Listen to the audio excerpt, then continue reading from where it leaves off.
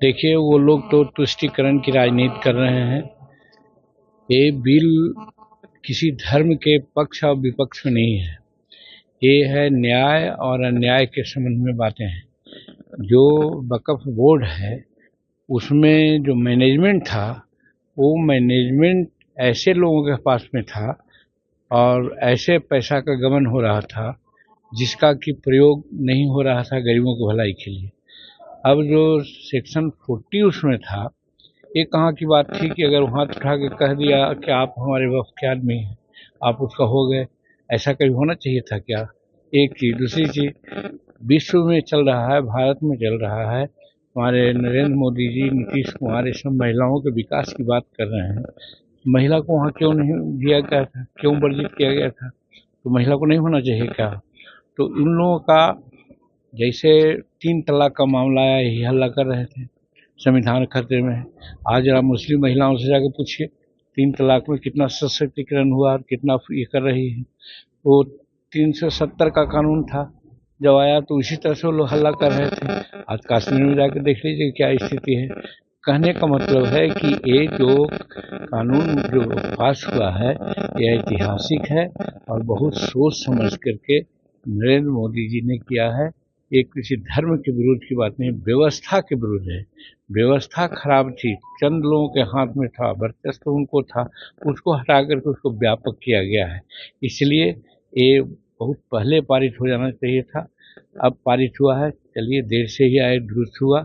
और जो लोग कह रहे हैं उनके मन में बेईमानी है, वो लोग नहीं चाहते। देखिए, समाज में कुछ लोग डेवलप्ड होते हैं, तो उस समाज में भी कुछ डेवलप्ड लोग होते हैं, वो विरोध कर रहे हैं इसलिए कि वो अभी तक उसका माल चाव रहे थे, गरीब को नहीं चाहते थे कि वो जाए। तो इसी चीज़ को नरेंद्र मोदी जी ने कहा, उन लोगों के हाथ से व्यवस्था हटा करके गरीबों के हाथ में व्यवस्था दे दिया है। और एक का जो एकाधिकार था, मोनोपोली था, उसको तोड़ करके के उसको पंचायती के रूप में सब लोगों के हाथ में दे दिया, ताकि इसकी व्यवस्था ठीक हो। देखिए, वक्त जो विधेयक पारित हुआ है, यह करोड़ों लोगों के लिए न्याय की एक नई शुरुआत का प्रतीक है, जो वर्षों से वक्फ संपत्तियों से जुड़ी अनियमितताओं और भ्रष्टाचार के शिकार हो रहे थे। लोकसभा के बाद अब राज्यसभा से भी वक्फ बोर्ड संशोधन विधेयक का पारित होना एक ऐतिहासिक फैसला है। यह एक संशोधन नहीं, एक सवेरा है। और यह केवल कागजी सुधार नहीं, बल्कि मुस्लिम समाज से पसमानदा महिलाएं, गरीब वर्ग के हक में उठाया गया एक ऐतिहासिक कदम है। अब वक्फ ट्रिब्यूनल के फैसलों के खिलाफ हाईकोर्ट में अपील संभव हो सकेगा। यह ऐसा प्रावधान है जो भ्रष्टाचार पर लगाम लगाएगा और लंबे समय से चली आ रही एक तरफा व्यवस्थाओं में पारदर्शिता और जवाबदेही सुनिश्चित करेगा।